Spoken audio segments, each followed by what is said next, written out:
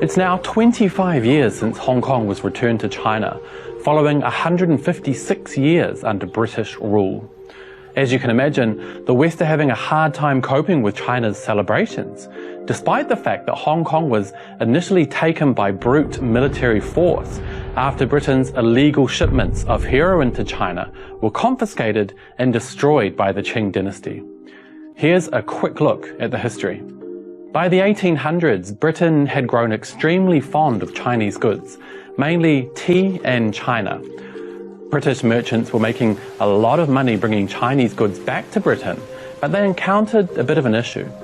Britain didn't have anything China wanted to buy back, so there was a huge trade imbalance. Britain decided to play dirty, growing opium, the key ingredient of heroin, in British India for shipment to China in the hope of making enough back in the illicit trade to fund their new addiction to tea.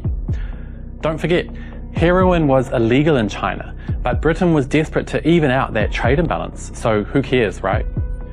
Before too long, obviously, China had millions of heroin addicts, which, rightfully so, worried the government, who decided they had to act.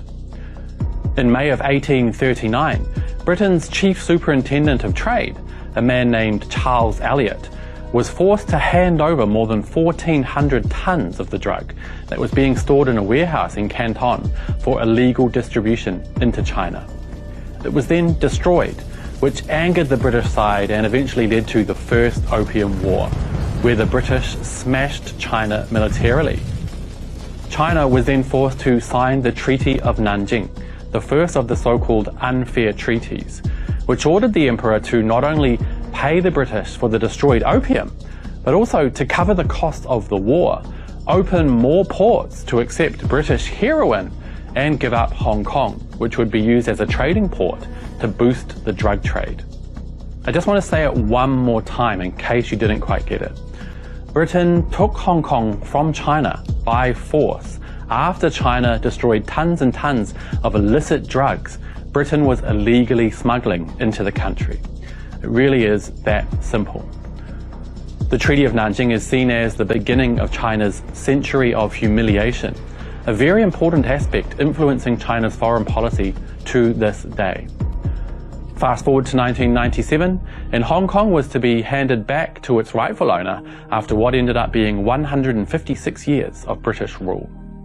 But what's infuriating is that the British lie to this day about how Hong Kongers were treated during that time.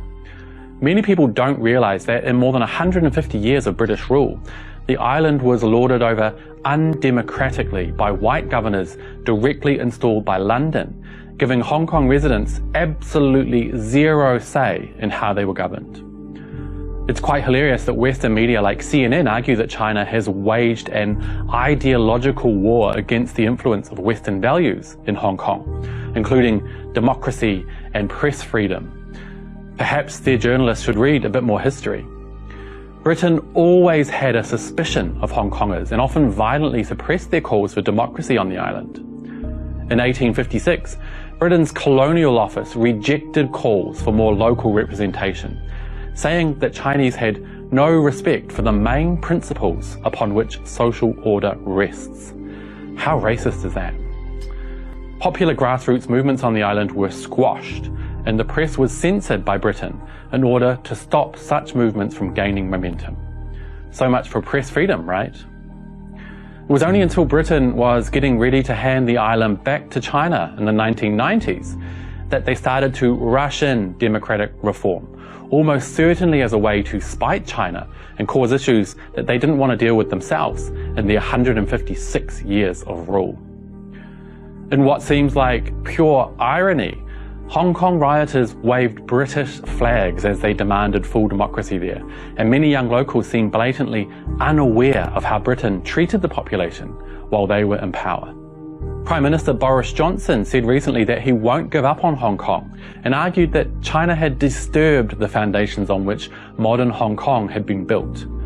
What foundations? You didn't give Hong Kong people a say in governance for 156 years. One of his lackeys, some politician with no idea of history, posted on Twitter that Hong Kong was for many years a bastion of liberty and paragon of prosperity. The UK won't rest until Hong Kong has its freedoms back. Again, I sincerely recommend Western media and governments stop lying about history. Hong Kong was stolen by drug dealers, the British, who ran a dictatorship there for 156 years, all the while suppressing the local people and treating them like animals. Hong Kong people now have more say in their government than they have in nearly 200 years, and that is thanks to China.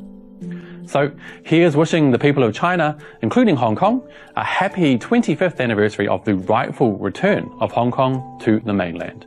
May the next 25 years be even better. See you guys next time.